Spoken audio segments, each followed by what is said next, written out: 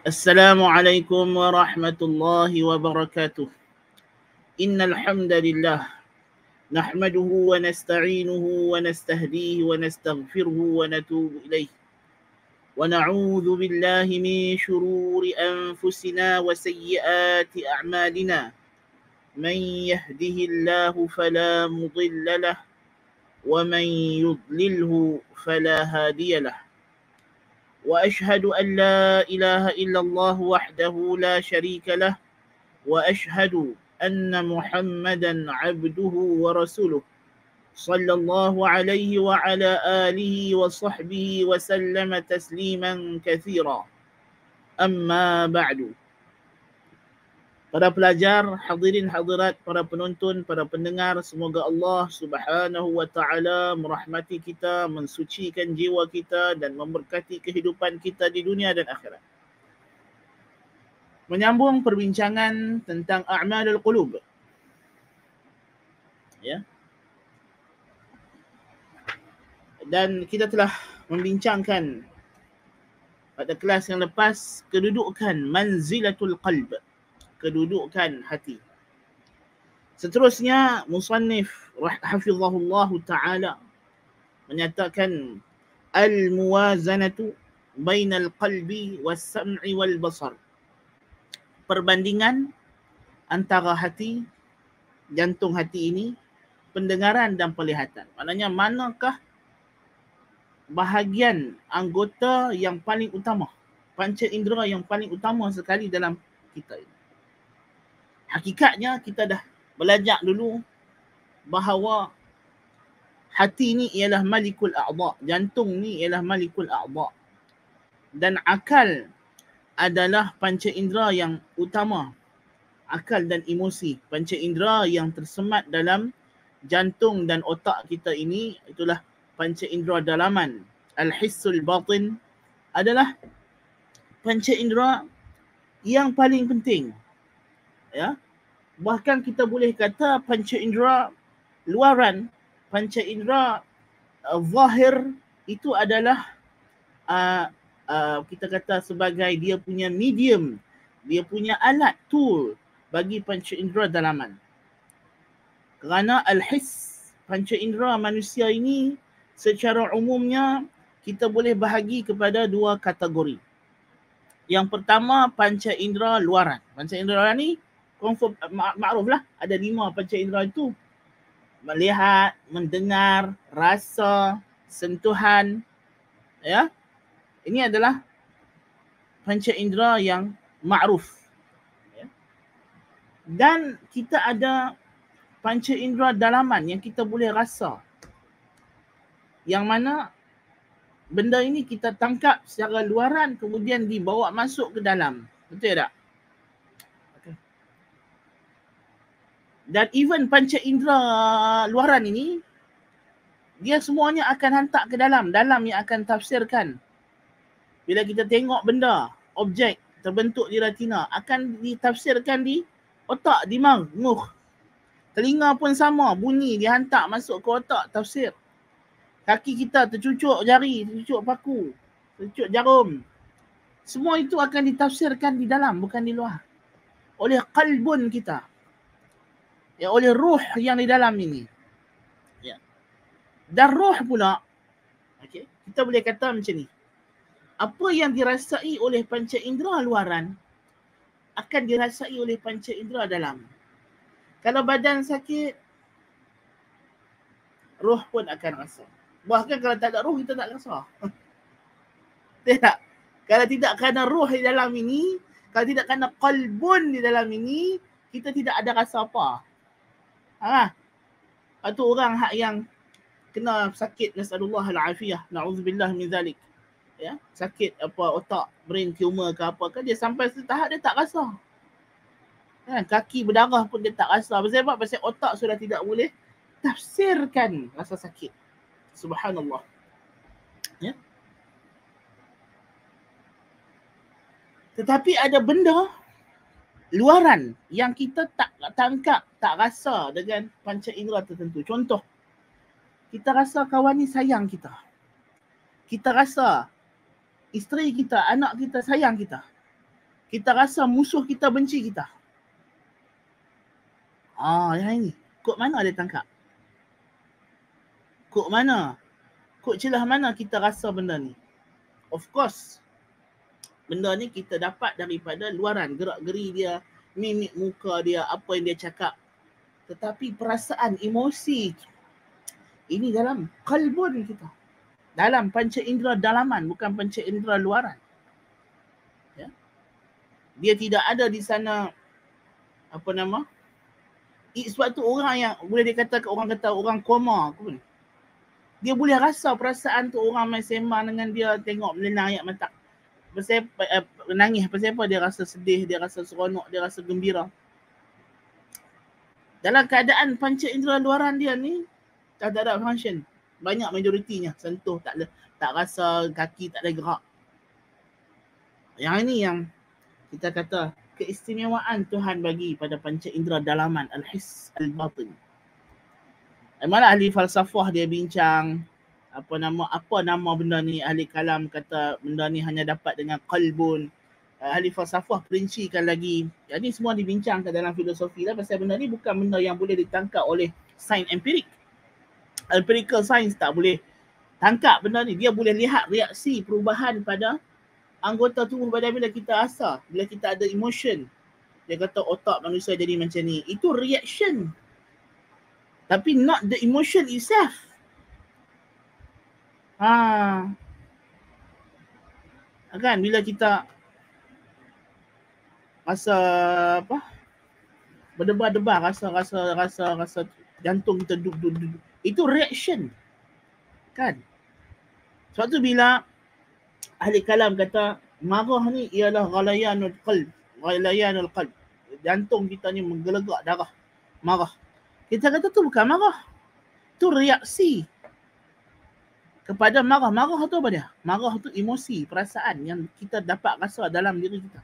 Yang secara al-hiss al-batin, internal sense, yang tidak dirasa panca indera luaran, tapi dia bertindak balas. Ini panca indera dalaman. Dia kata qalbun itu. Sebab tu Syekhul Islam Ibn Taimiyah kata panca indera dalaman ni, internal sense ni, dia boleh rasa apa yang panca indera luar tak boleh tangkap. Ruh boleh rasa apa yang panca indera tak rasa. Contoh, bila kita tidur, kita mimpi.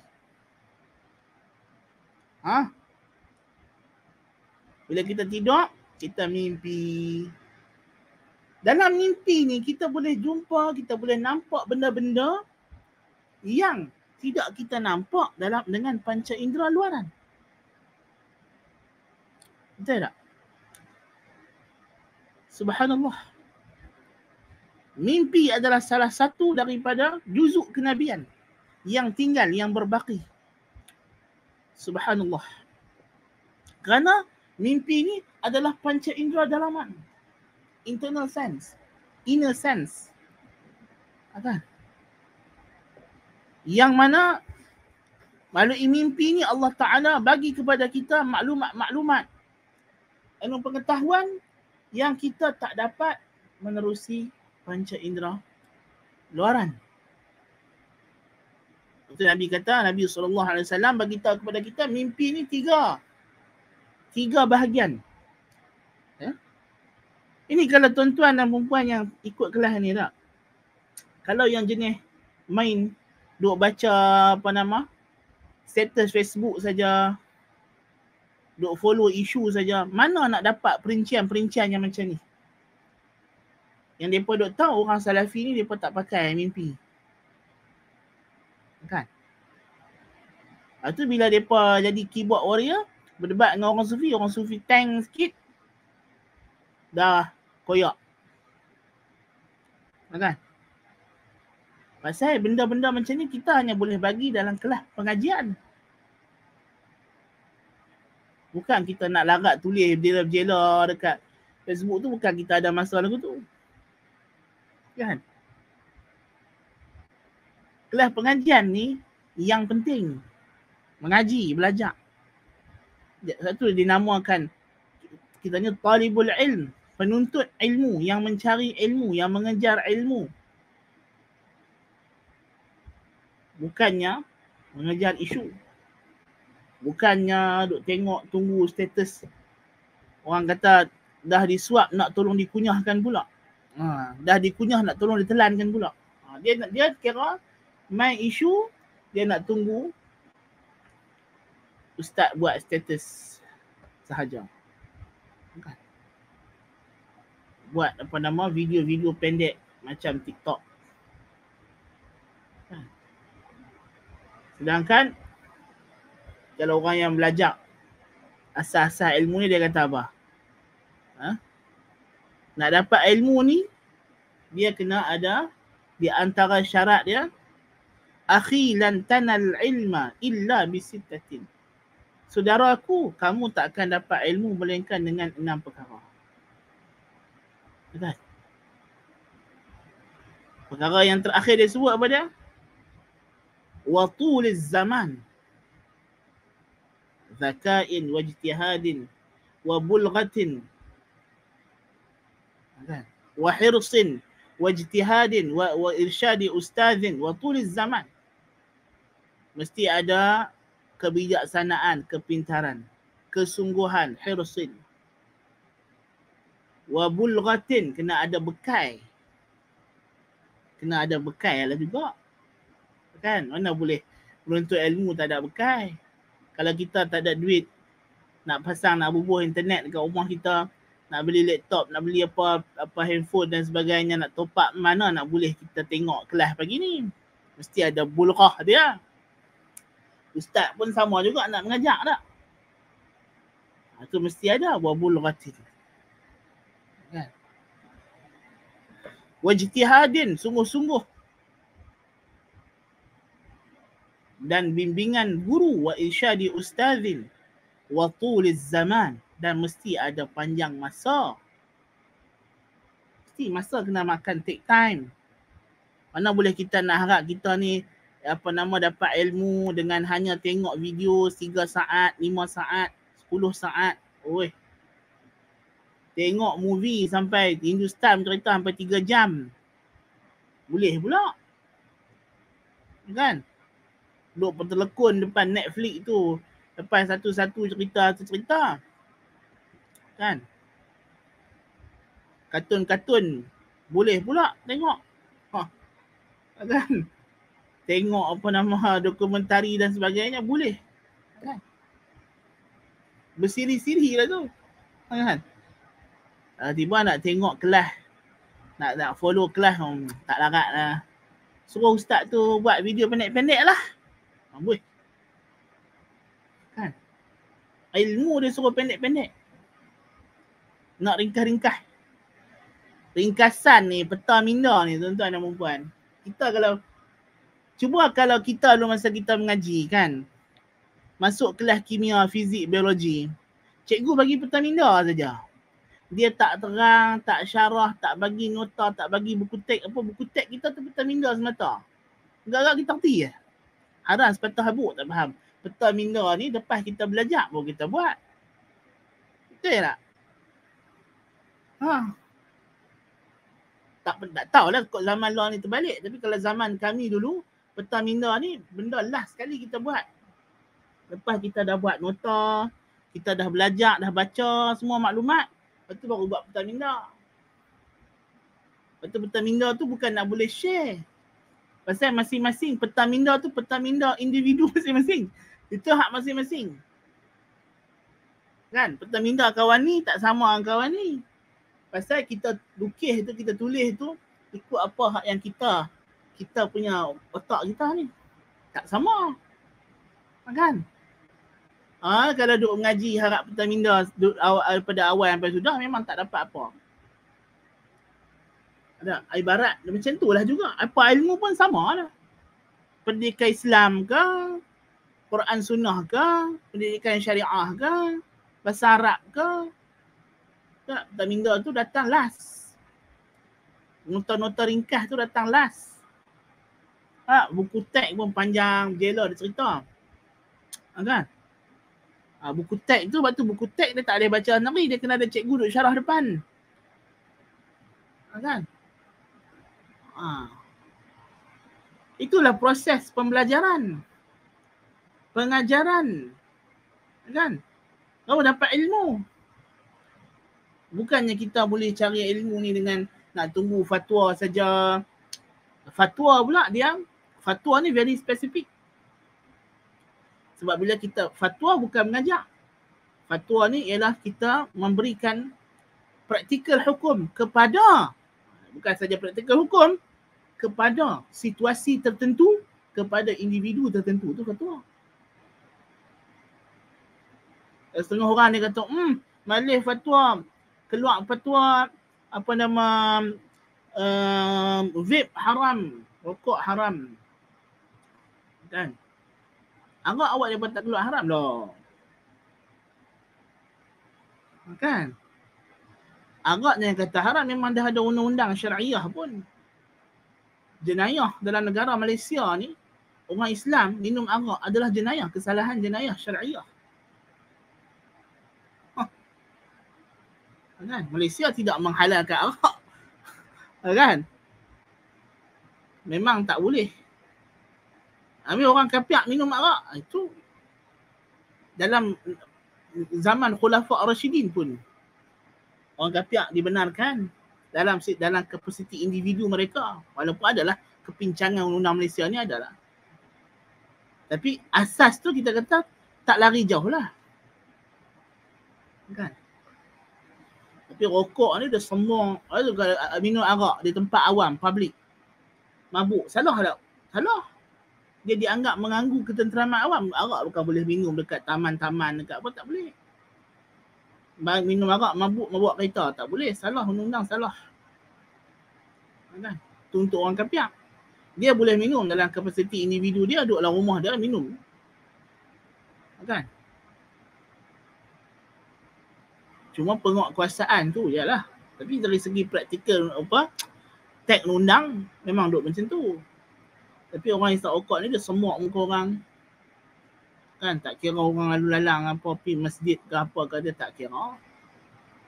Kan? Tu imam tu semua. Rokok mah jadi imam, ya Allah. Kan? Nabi SAW tengok satu orang tu dia ludah ke kiblat, ke arah kiblat dalam masjid. Nabi tak bagi jadi imam dah. Nabi tak bagi dah dia jadi imam. Pasal apa? Pasal khariqul muru'ah. Tak ada maruah jadi imam. Apa yang tu? Ini tu imam rokok bersemua betul main jadi imam. Ya Allah Rabbi.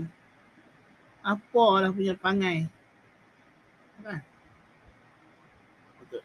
Balik tu kata. Dia dilajak. Kan? Tapi nak cerita point dia kata. Kan? Perincian ilmu ni kena dapat dalam kelas-kelas. Kalau malas mengaji, tak sabar, kan? Tak sabar, memang buat kesimpulan sendiri, tak tanya dengan betul, kan? Lepas itu akan jadi masalah. Jadi point dia balik pada cerita kita tadi ni. Syekhul Islam Ibn Taimiyah kata, roh ni dia boleh dapat rasa benda-benda tertentu yang jasad tak boleh rasa. Bila roh rasa, jasad dia akan bereaksi lah. Betul kita kalau mimpi, orang awak tidur sampai peluh-peluh dalam aircon ni. Lah kawan tu mimpi kena kejar rimau kepala 3. Kan? Kawan tu lari punya penuh dalam tidur tau. Kan? Dia bangkit tidur letih. Jengak-jengak. Lebar. Mimpi kena ligar rimau. Tujuh. Kan? Dia rasa. Kita tak rasa, kita ada tidur kan, tak nampak apa pun. Kan? Kawan tu tidur, awak duduk senyum, melok muka, manis muka, seronok. Mimpi. Kan? Jadi mimpi ni ada 3 lah. Nabi SAW dalam hadis dia kata mimpi ni ada 3. Daripada Allah, daripada syaitan, daripada diri sendiri. Iaitu mimpi ni macam-macam mimpi. Kalau mimpi daripada Allah ni, dia adalah daripada juzuk kenabian yang berbaki sampai hari kiamat. Jadi bimbingan dia di antara min wasailil hidayah, wasilah-wasilah hidayah yang Allah Ta'ala nak bagi kepada kita. Kan? Naam. Kemudian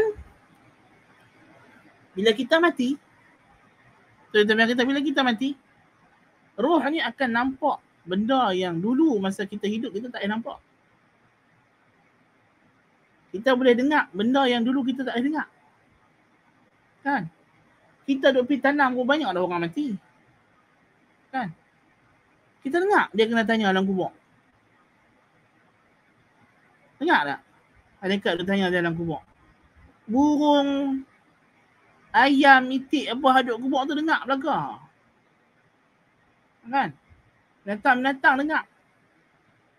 Kita tak dengar. Kita terhijab. Kan? Kita dilindungi daripada dengar. Kadang-kadang ada juga situasi yang Tuhan bagi kepada setengah orang untuk dengar. Kan? Sahabat Nabi radhiyallahu anhum duduk dengan Nabi, tiba dengar orang menjerit. Jerit sakit.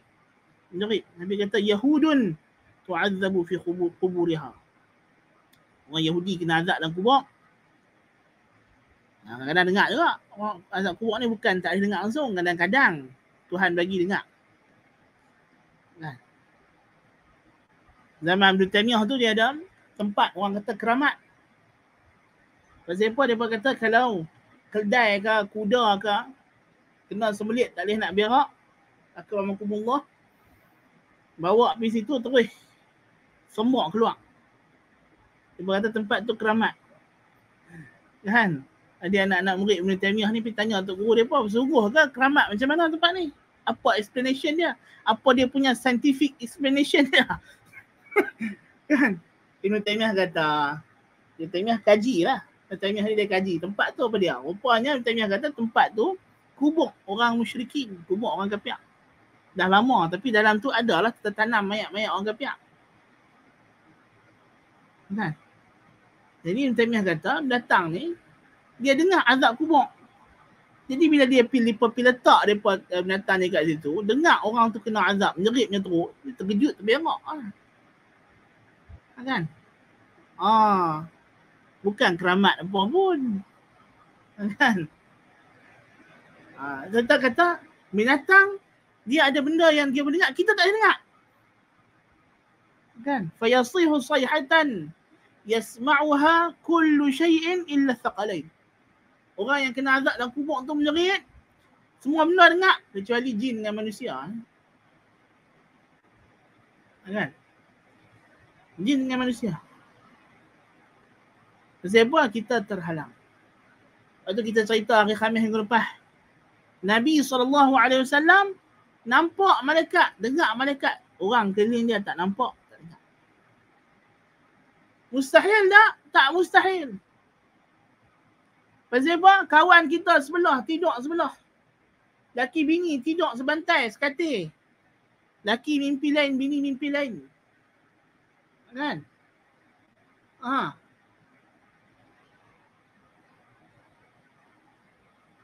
Jadi apa kita nak heran kalau Nabi boleh nampak apa yang kita tak nampak? Nabi mendengar apa yang kita tak dengar. Sebab apa? Dia ada panca indera dalaman yang lebih kuat daripada kita. Kan? Jadi panca indera dalaman ni apa dia? Al-qalbu. Al-qalbu. Huwa alladhi ansha'akum wa ja'ala lakumus sam'a wal absara wal af'idah qalilan ma tashkurun. Tuhan jadikan 3 panca indera utama manusia ni, pendengaran, penglihatan, afidah, qalbun, jantung hati, yang dalamnya tersemat emosi dan perasaan. Yang kita boleh rasa benda yang panca indera tak boleh rasa. Kita boleh rasa benci dan cinta, emotion. Yang membezakan manusia yang kemudian di antara hujah yang membungkam Charles Darwin. Charles Darwin ni, masa dia nak buat teori mengarut dia tu, khurafat dia tu, dia ada kawan. Kan? Alfred Wallace. Alfred Wallace ni, dia punya nak tolong Darwin kumpul maklumat pasal evolution ni. Dia biasa main duduk di tanah Melayu ni masa zaman penjajahan. Dia upah orang pergi naik panjat Gunung Ledang, ambil segala spesies-spesies yang tak dijumpai. Pasal apa? Nak buktikan kata ada evolution. Tapi main dekat nak isytihar teori tu, effort wala dia tarik diri. Tarik diri. Pasal apa? Pasal apa tarik diri? Dia kata ada satu benda lagi kita tak boleh nak jelaskan. Benda yang penting sebenarnya. Apa dia? Benda yang penting ni? Ni. Hak duduk dalam ni. Intelligent. Kebijaksanaan manusia. Kok jelas mana kita nak jelaskan? Kalau orang belajar dalam ilmu mantik kan, dia kata minal awarid, minal dia kata arid khas kan, sifat khusus manusia ini yang bukan dia punya zat dia, tapi sifat khusus yang melazimi dia, yang tak ada pada benda lain, yang membezakan dia dengan benda lain. Apa dia? Ketawa, dhahik, ad-dhahik.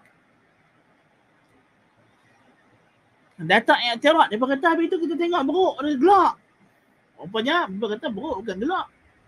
Nampak macam gelak tapi dia bukan gelak. Dia bukan gelak macam kita. Manusia tak sama. Intelligent. Emosi, perasaan. Kan? Kalau orang putih, dia berkata teori Darwin ni tak boleh menjelaskan dua jenis manusia. Yang pertama James Sidis, yang kedua dia berkata Mother Teresa. Maksud dia ialah James Sidis ni satu manusia yang sangat pandai, sangat cerdik, sangat bijak. Dia umur belah-belah tahun dah jadi profesor. Kan? Sangat cerdik, sangat bijak. Tapi sebab dia tak tahan dengan orang duk ikut kemasyhuran dia lah, kali dia pilih hidup secara low profile, cari kerja-kerja yang bukan. Pasal tak tahan jadi perhatian, pasal bijak, cerdik. Mother Teresa ni pula kalau orang barat dia anggap sebagai satu orang yang nilai moral dia sangat tinggi lah, berkorban apa sahaja demi orang lain. Tapi kalau kita dalam Islam ni tak payah cari jauh lah. Dalam Islam ni para sahabah radhiyallahu anhum, para anbiya apa semua ni, tak boleh. Teori Darwin tak boleh menjelaskan kebijaksanaan yang ada pada awliya, anbiya, syuhada, sadiqin, salihin, siddiqin, syuhada, semua ni. Bagaimana dia pun boleh berkorban nyawa, harta, benda. Ya? Ini adalah nilai moral dan etika yang sangat tinggi. Kebijaksanaan yang ada pada manusia ni tak sama dengan kebijaksanaan yang ada pada binatang. Dia berkata sotong gurita pandai. Pandai-pandai manusia makan. Lepas dia berkata point dia, kok mana pun dia duk, pasal lah ni dia duk cari kebijaksanaan binatang-binatang. Dia berkata binatang pun pandai. Menunjukkan dia berkata tak ada beza manusia dengan binatang. Pasal binatang pun pandai juga. Tapi kita nak habaq mai. Hak yang duk kaji binatang tu manusia, bukan binatang kaji manusia. Pernah ke ada binatang tangkap manusia bola makmal, dia kata aku nak kaji manusia? Pernah. Even yang khayal benda tu manusia. Kan? Manusia yang duk khayal kalau binatang tangkap kita apa semua. Kan? Binatang tak, yang buat filem Planet of the Apes tu manusia, bukannya apes. Kan? Kok mana pun balik dia, sumber dia, punca intelijen tu dalam manusia. Kan? Dia berkata pandai ni, bijak ni bergantung kepada sel otak. Bohong. Ada orang otak kecil pandai, ada orang otak besar dia bodoh.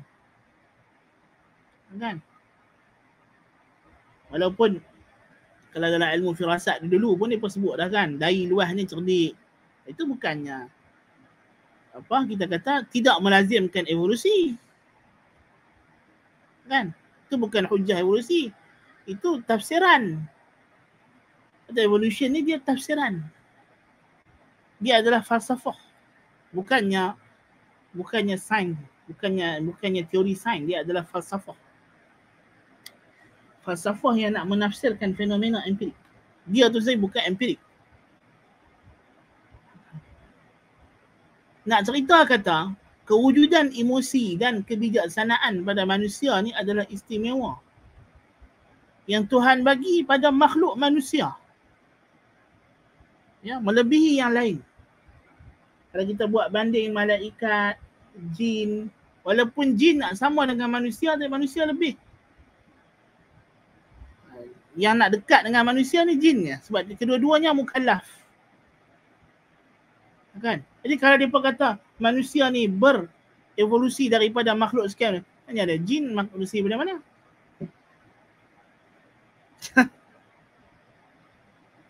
Kan? Apa pula common ancestors antara kita dengan jin? Pasal jin dengan kita boleh kata 99% sama. Kan? Sebab kedua-duanya mukallaf, dua makhluk yang mukallaf. Wa ma khalaqtul jinna wal insa illa liya'budun. Ni dua spesies yang duk bertarung. Kan?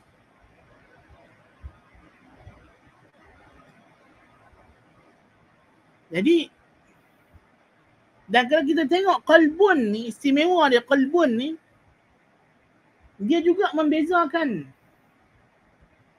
antara kita dengan malaikat. Qalbun manusia tak sama dengan qalbun malaikat. Malaikat pun ada qalbun. Tapi malaikat qalbun dia tak ada kecenderungan syahwat.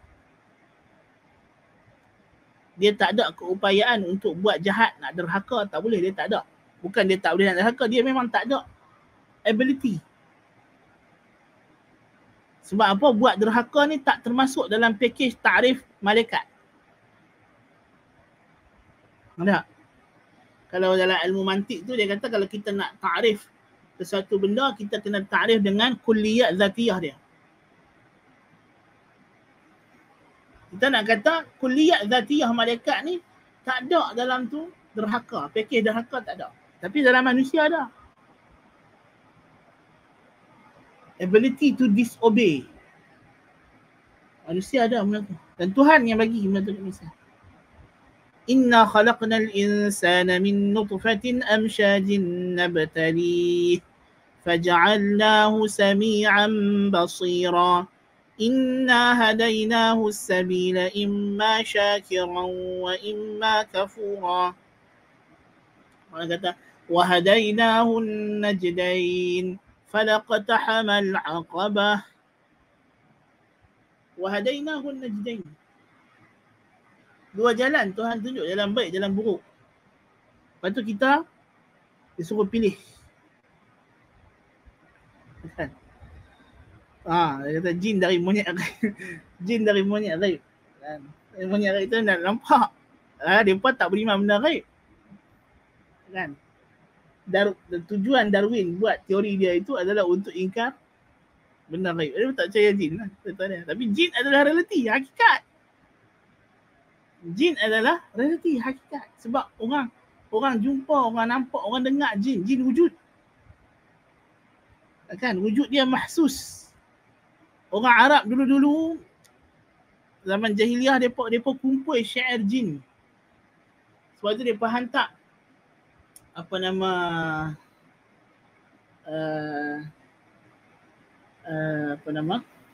siapa yang depa hantar? Orang musyrikin pergi dengar apa nama tu Quran daripada Nabi SAW. Depa cari tokoh mereka yang telah menghafal segala syair jin dan manusia. Kan? Ada dia wasyu'ara'u yattabi'uhumul ghawun. Alam tara annahum fi kulli wadin yahimun. Satu syu'ara dalam Arab dia pun suka duduk dekat wadi-wadi. Saya nak dengar jin. Kan? Dengar dia panggil hawatiful jan. Dengar suara tu. Telefon tu bila buat telefon orang Arab pun nama hatif. Kalau zaman dulu kalimah al-hatif itu ialah benda yang kita dengar dia bercakap, kita tak nampak orang dia. Itulah merujuk kepada jin.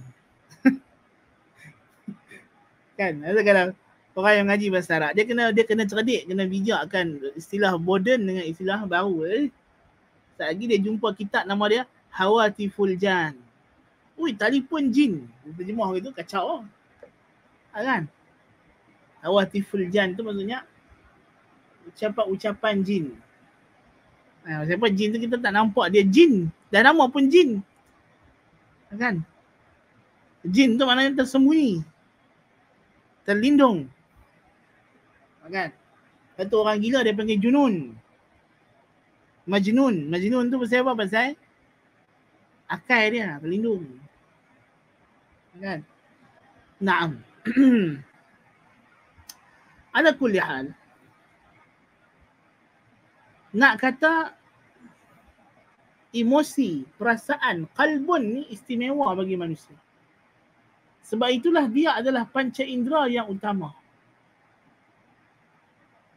Yang dengan panca indera ni kita boleh dapat benda-benda yang di belakang daripada benda yang mahsus, benda yang metafizik, selepas daripada fizik. Metafizik tu maknanya ma ba'da tabi'ah. Apa yang lepas daripada fizik, di sebalik fizik. Dia ada kaitan tapi dia di sebaliknya. Kan?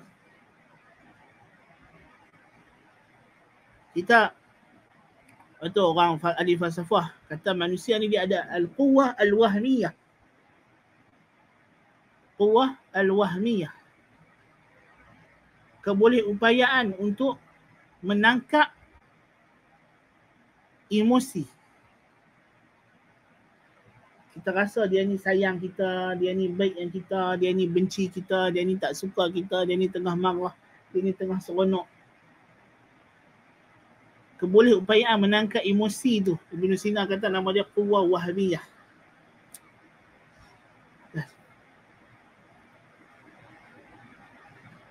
Kebolehupayaan. Jadi ini adalah qalbun. Ini adalah qalbun. Sebenarnya ini adalah qalbun. Waliullah boleh rasa Allah Ta'ala sayang dia. Bukan sekadar dia rasa dia sayang Allah, dia boleh rasa Allah Ta'ala sayang dia. Betul tak? Nabi rasa Tuhan cintakan dia. Kecintaan Tuhan tu dia boleh rasa. Itu ahli sunnah wal jamaah. Akidah kita, Inna Allah Ta'ala yuhib wa yuhab. Mencintai dan dicintai. The connection between God and His creation, man especially, manusia, hubungan kita dengan manusia ialah hubungan Tuhan dengan manusia ialah cinta yang mengikat perhambaan kita kepada Allah, yang menjadi perhambaan yang menyebabkan kita memperhambakan diri kepada Allah itu ialah cinta. Cinta kita kepada Allah dan cinta Allah kepada kita. Itulah al-wali itu ialah bukan sahaja dia mencintai Allah. Cinta Allah, semua orang kata dia cinta Allah. Tapi al-wali itu ialah orang yang dia cinta Allah, Allah cinta dia balik. Wala yazalu 'abdi yataqarrabu ilayya bin nawafil hatta madza? Hatta uhibba. Sampai aku cintakan dia, kata Allah. Dan wali merasai cinta Allah. Kok mana dia rasa? Dengan al-hissul batin. Panca indera dalaman yang merupakan qalbun. Jadi qalbun ni boleh merasai apa yang kita tak rasa, apa yang jasad tak rasa. Sebaliknya, jasad berinteraksi dan bereaksi daripada perasaan jasad. Ingat.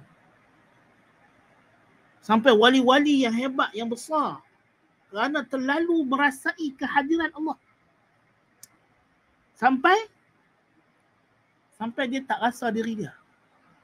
Betul tak? Syekhul Islam Ibn Taymiyah nyatakan bahawa ada di kalangan awliya ini, wali-wali ni, berlaku kepada mereka satu keadaan. Mereka tak dapat nak kontrol diri mereka, lose control. Dia bukan keadaan yang dipuji, bukan keadaan yang dicela, diberi uzur. Kita dah ulang banyak kali dah benda ni. Yu'zar. Mereka ni ma'zur, diberi uzur.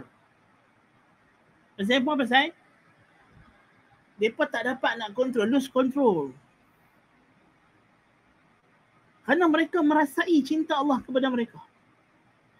Sampai keluar daripada mulut mereka perkataan-perkataan yang zahirnya kufur.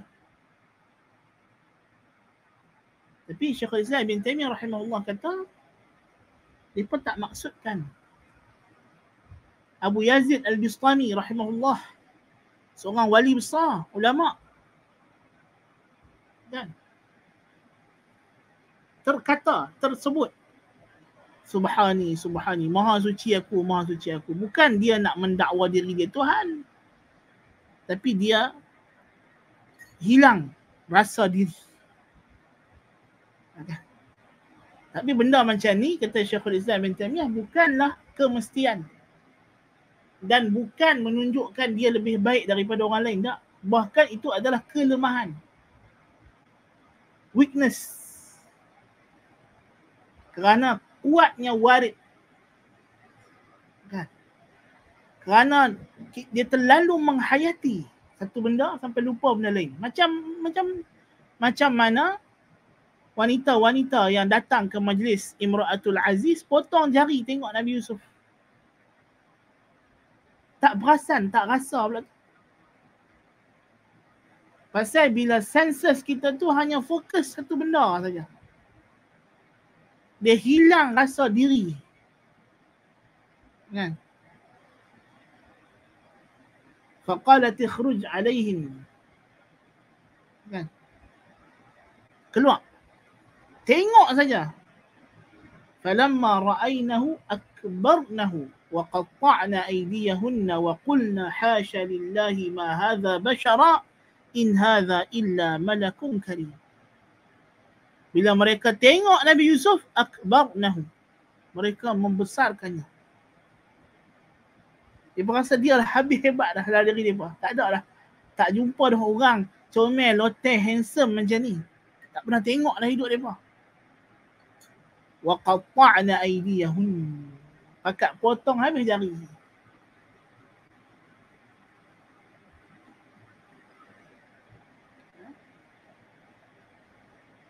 Sebab apa? Imra'atul Aziz ni nak bagi rasa macam mana kata dia duduk dengan Yusuf ni. Yang hampa duk kutuk aku kata hamba tua tak sedar diri, teringin nak pucuk muda. Hampa tak tahu dia bukan benda yang biasa ni. Kan? Bila keluar tu hilang rasa diri. Kan? Potong jari. Kalau itu boleh berlaku dengan makhluk. Ada. Kalau boleh berlaku kepada makhluk. Kan? Tengok makhluk pun bukannya. Nabi Yusuf tu makhluk pun. Bukan malaikat sungguh. Tengok malaikat lagi dahsyat. Kan? Tengok malaikat lagi dahsyat. Kita tengok malaikat tak boleh. Mata kita tak tertanggung. Apatah lagi Tuhan.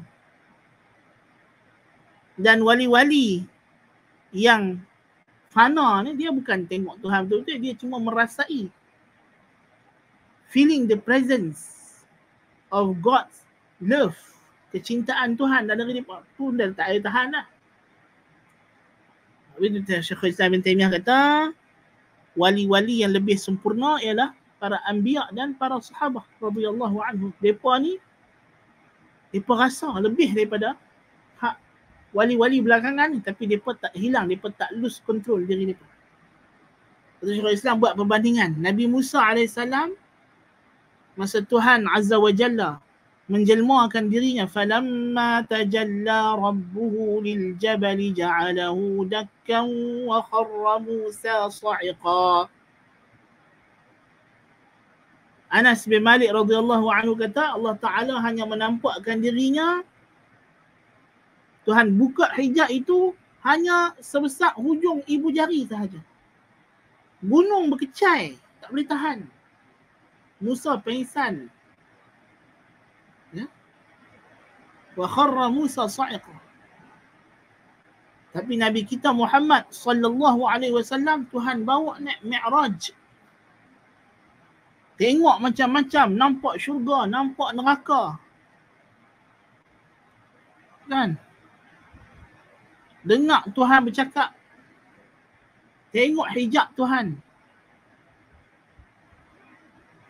Tanya dia, sahabat tanya kepada Nabi, Hal ra'aitahu, kamu tengok ke, kamu nampak ke Tuhan? Nabi kata nurun anna arah. Aku nampak dia dilindungi oleh cahaya, hijab Tuhan. Mana aku nak nampak, dia kata. Nabi nampak hijab Tuhan, cahaya itu. Subhanallah. Dan sebab itu nanti bila Tuhan mai ke padang mahsyar, wa asyraqatil ardu binuri rabbiha. Dalam surah Az-Zumar, Tuhan kata bumi akan terang. Padang mahsyar tu akan terang dengan cahaya Tuhan. Pengsan Nabi semua. Kecuali Nabi Musa AS. Nabi kata, aku orang pertama yang akan sedap. Dan aku tengok Musa duk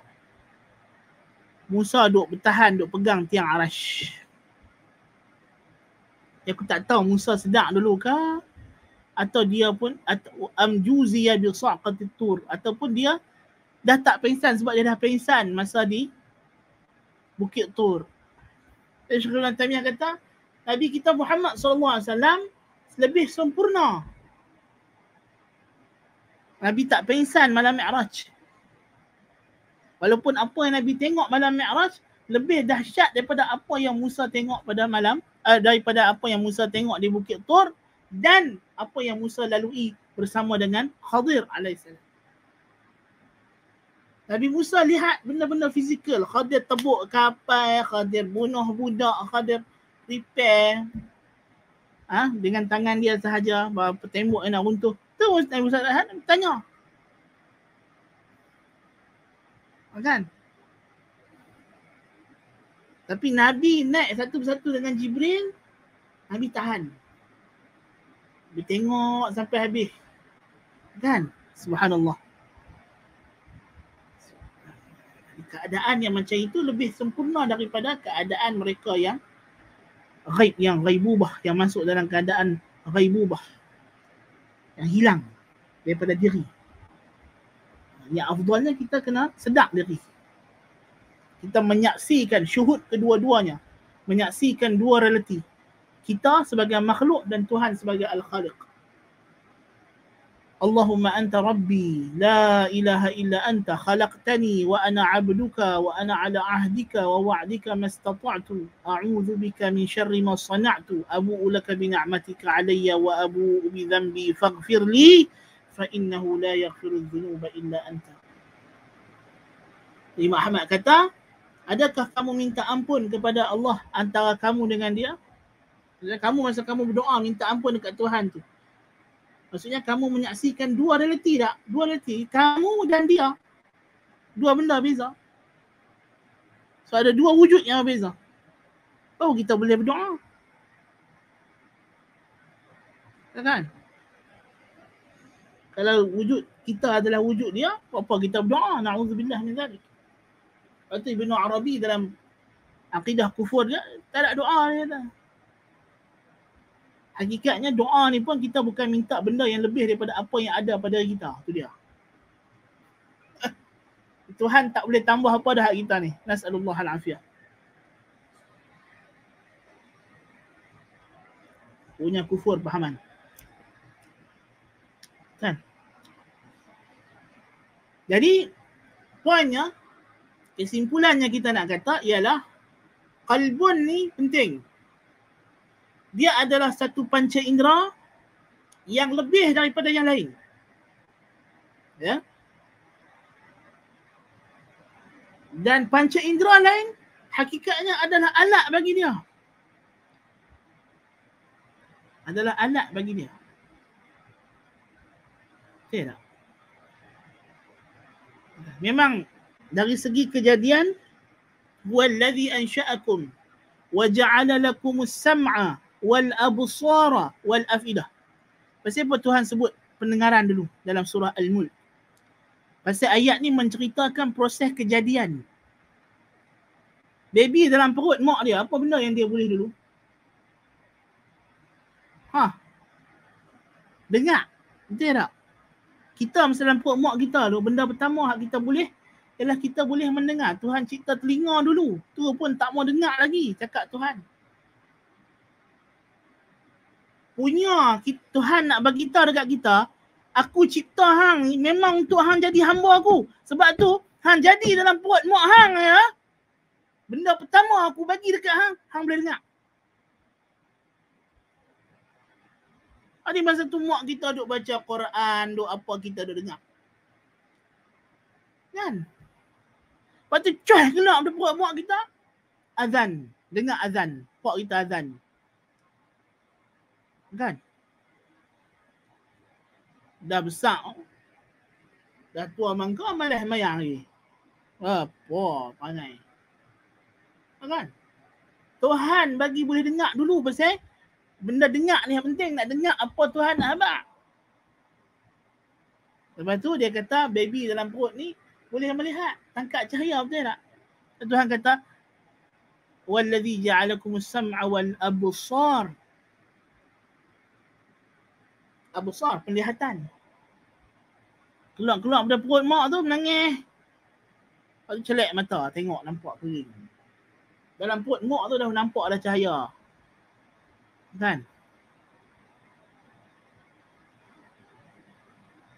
Lepas tu akal. Tuhan bagi akal. Sampai umur dia panggil mumayyiz. Dia mula pandai tahu benda ni baik. Lepas tu Afidah tulah ke ni. Walaupun dari segi awal jadi juga, ya jantung tu berdenyut dulu betul. Tapi akal tak ada lagi. Kan? Kalau kita kecil-kecil dah pandai akal, jenuh mak kita. Dalam perut lagi dah pandai ambil akal dah. Kacau. Kan? Bila dah besar, dia dah pandai akal. Panjang akal dah. Dia pandai demand hak tu, hak ni. Mak dia beli aiskrim tu, dia tak mau, dia nak aiskrim lagu lain. Padahal masa dia kecil duduk dalam buai tu, masa umur dia sebulan, 2 bulan, setahun. Kan? Apa hak orang suat, itulah dia makan. Kan tertiba. Kan? Masuk umur 3 tahun, 4 tahun, dia dah mula dah. Nak beli hak nu, nak beli hak ni. Kan? Nak singgah kedai tu, singgah kedai ni, nak mainan tu, mainan ni.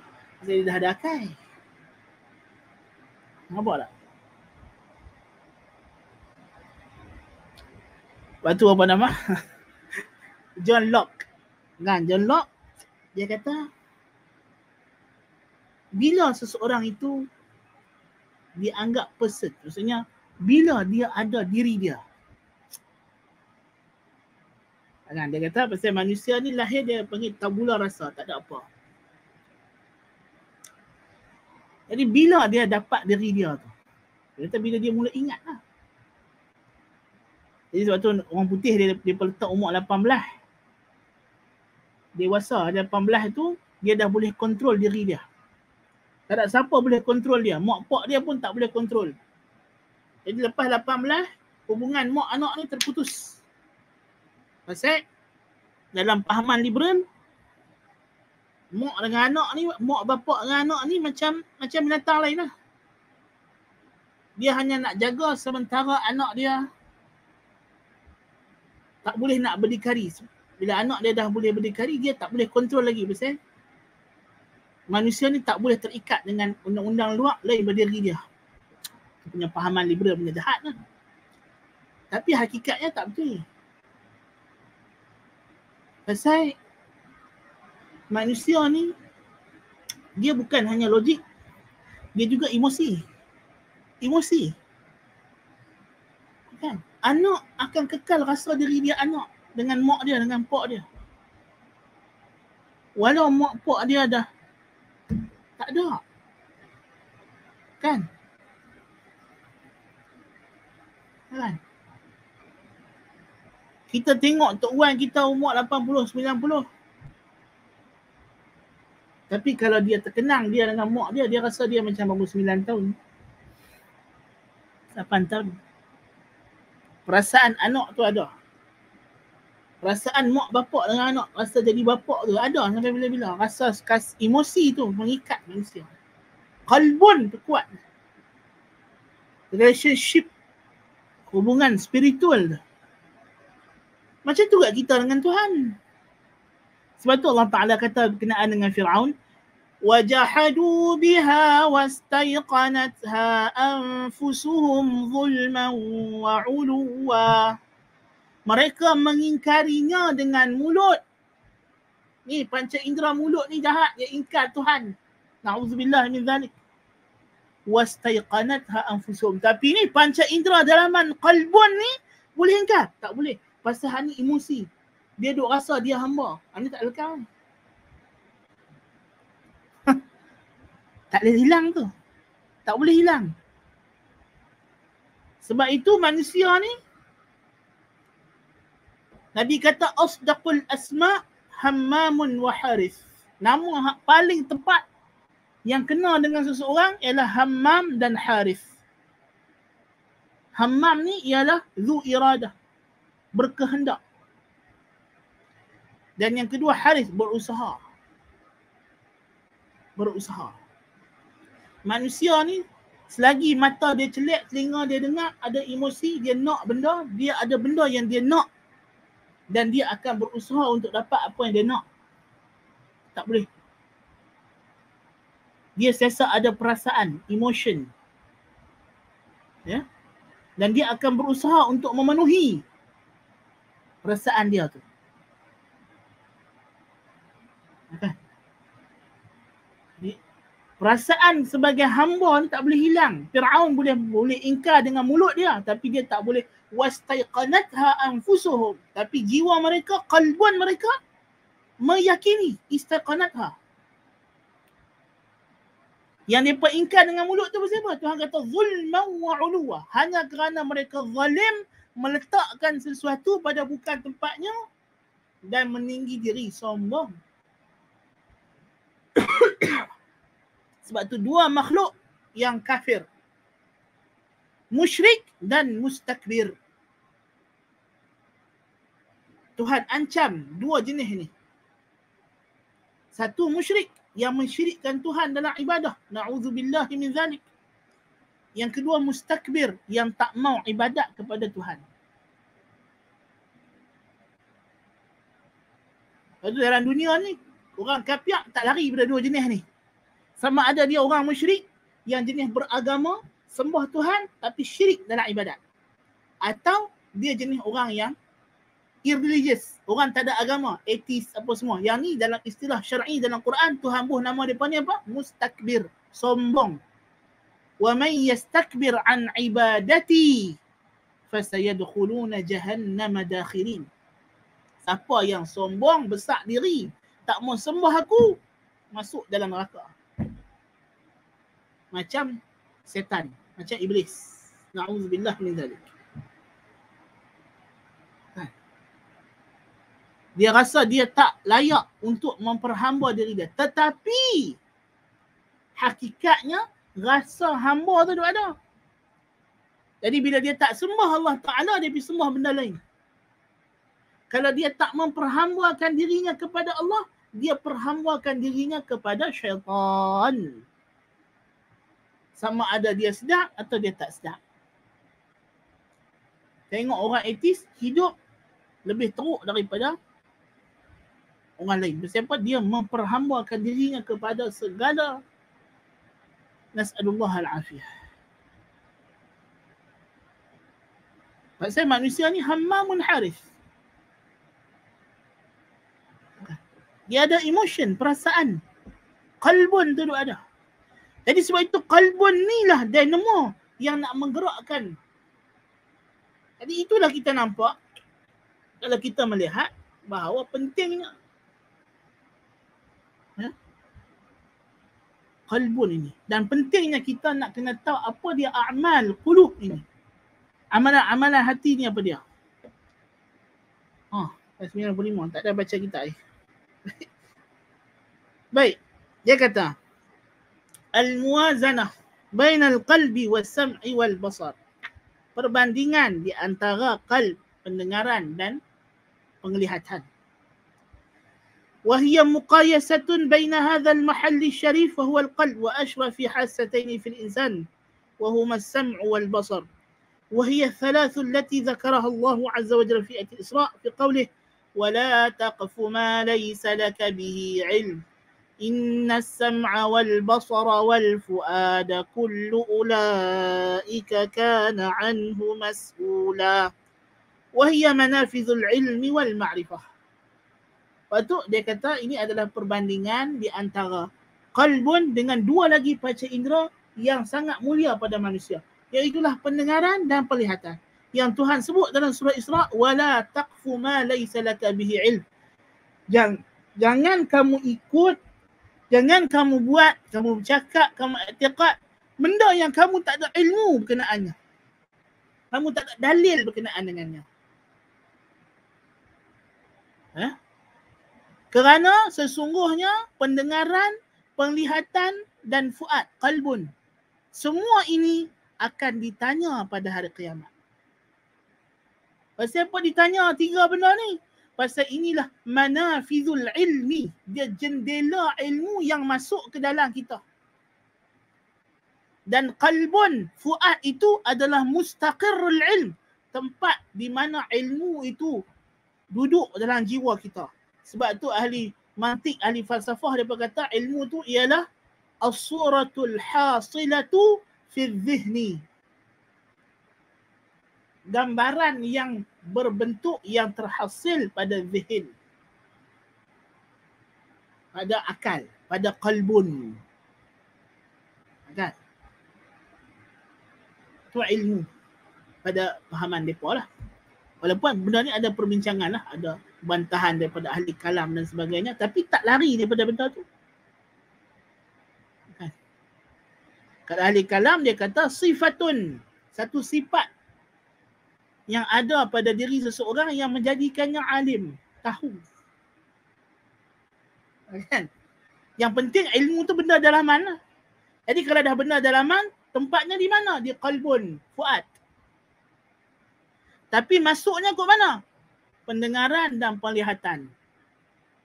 Ini adalah yang paling utama sekali. Kan?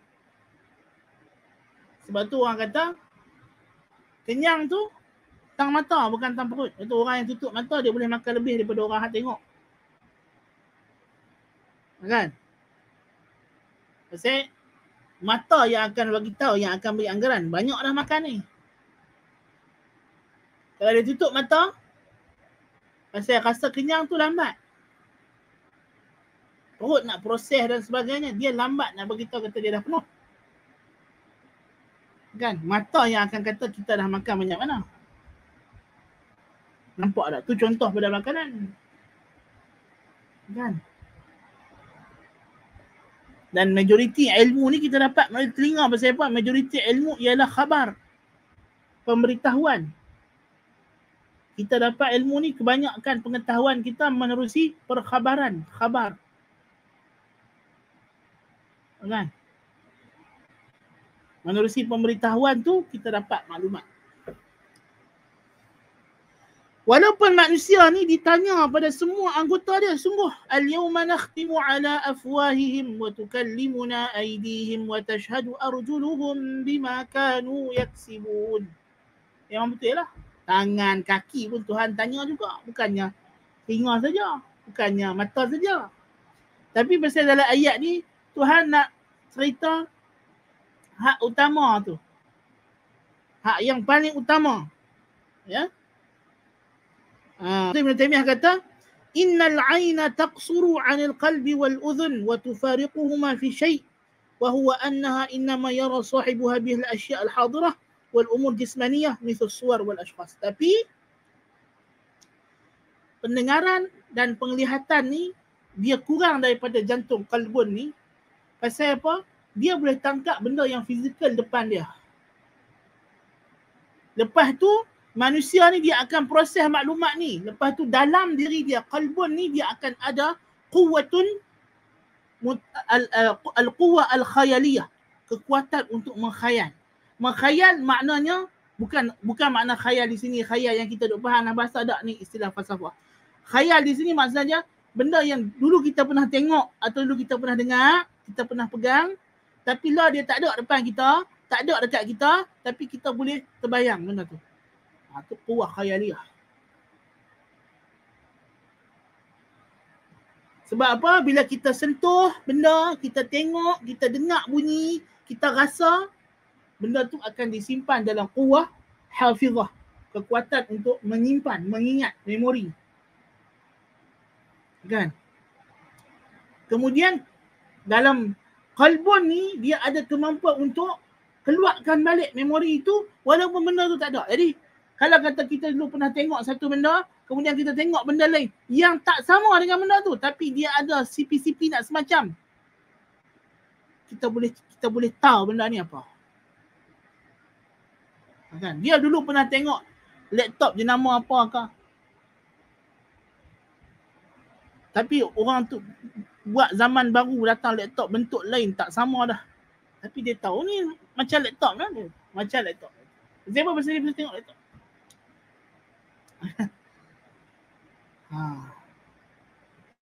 Pasal dia tahu. Dan dia ada quwwah wahmiyah.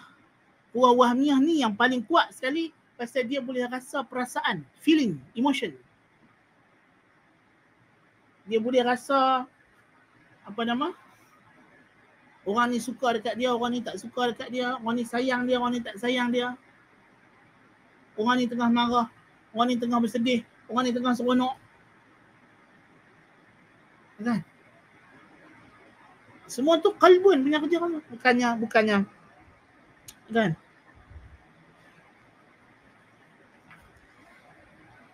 Jadi sebab itulah qalbun itu panca indera dalaman, al-hissul batin. Bahkan macam kita sebut tadi, kan? Sampaikan masa tidur, mata pejam, telinga tak dengar di keliling ni, tapi qalbun ni dia boleh nampak benda-benda lain. Dia boleh mimpi. Kan? Apa yang tersemat dalam perasaan dia ni, dia boleh terjemahkan. Dia tidur dalam keadaan sedih. Yang benda tu dia tak dapat nak luahkan, tapi dia menangis dalam tidur. Leleh yak mata, merambu yak mata. Jaga-jaga tidur tu sedih, merambu yak mata. Pasal apa? Pasal mimpi sedih. Pasal apa? Dia tengah ada perasaan sedih yang dia pendam. Kan? Sampai tengah tu. Kan? Ibn Taymiyah, fasahibul ilmi fi haqiqatil amri huwal qalb.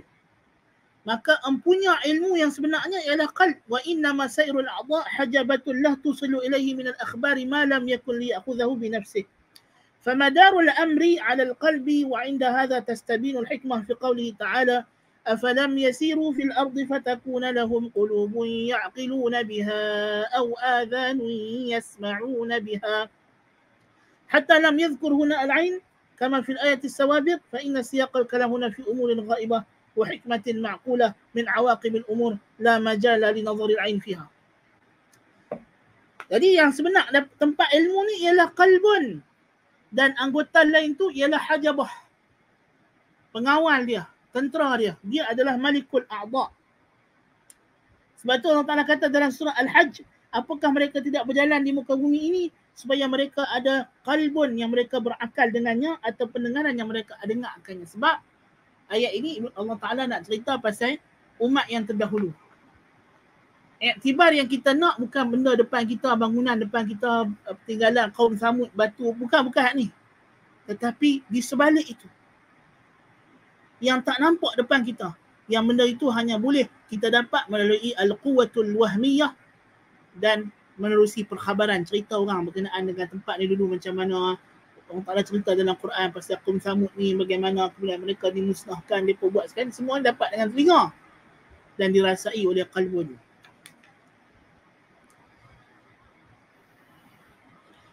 Sebab tu Allah kata am tahsabu anna aktsarahum yasma'una aw ya'qilun.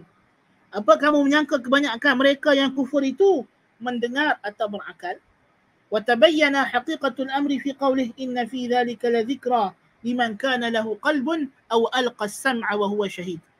Sesungguhnya pada Quran ini ada peringatan bagi orang yang ada qalbun atau pendengaran dan dia menyaksikan dengan hati dia juga.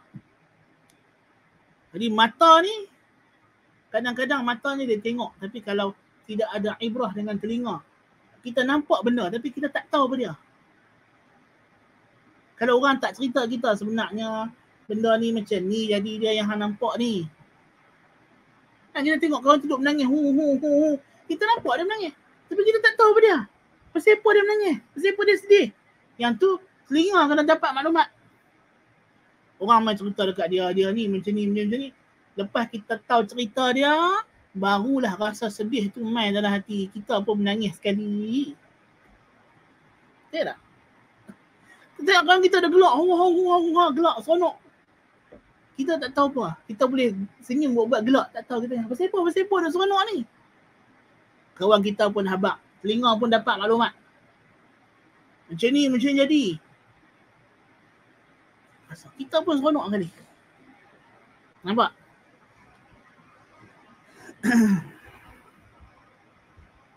Kata Khalid bin Ma'dan, seorang hamba itu ada 4 mata. 2 mata di wajahnya yang dia melihat keadaan dunia. 2 mata di kalbunya yang melihat akannya perkara akhirat. Apabila Allah Ta'ala mengkehendaki kebaikan bagi seorang hamba, Allah buka kedua-dua mata yang di kalbunya. Lalu dia melihat dengannya apa yang dijanjikan secara gaib. Dan apabila Allah Ta'ala mengkehendaki bagi hamba itu keburukan selain daripada kebaikan, Allah biarkan dia dalam keadaan tersebut. Allah kata, afala yatadabbaruna al-Quran am ala qulubin aqfaluha. Adakah mereka tidak tadabbur Quran atau jantung mereka, kalbu mereka terkunci? Ya. Jadi kita dapat kesimpulan di sini, kalbunlah yang paling utama. Panca indera yang kita nak kena jaga, yang mana kita, Ibn Qayyim kata dulu, kalau nak jaga hati ni, kena jaga kita punya al-lahazat, pandangan mata, kena jaga kita punya al-lafazat, ucapan-ucapan kita, kena jaga kita punya al-khatarat, pemikiran-pemikiran kita, ya, dan nak kena jaga kita punya al-khatawat, gerak-geri dan langkah kita. Ini semua adalah pengawal-pengawal qalbun. Yang mana pintu masuknya ialah telinga. Ya. Kalau kita tak tengok benda tu, kita pun tak teringin nak dengar. Ya. Kalau kita tak bercakap, kita pun tak dengar. Kalau kita tak bergerak pergi ke satu tempat, kita pun tak dengar. Kalau kita tak fikir satu perkara, kita pun tak teringin nak beritahu cerita pasal benda tu. Kalau 4 benda ni digerakkan baik cara betul, cara salah, maka telinga akan mencari perkhabaran. Bila dia dah dapat perkhabaran, dia masukkan ke dalam kalbun, kalbun akan merasai. Jadi itulah, kalbun ni penting untuk dijaga. Penting untuk kita memelihara dan memastikan ia sentiasa safeguarded, sentiasa diawasi, sentiasa di dalam keadaan selamat, pasal dia adalah Raja Malikul A'dha. Wallahu ta'ala a'lam bis-shawab. Aqulu qali hadza wa astaghfirullah al-'azim li wa lakum. Subhanakallahumma bihamdika asyhadu an la ilaha illa anta astaghfiruka wa atubu ilaik. Wa sallallahu ala nabiyyina Muhammad wa ala alihi wa sahbihi ajma'in. Wassalamu alaikum warahmatullahi wabarakatuh.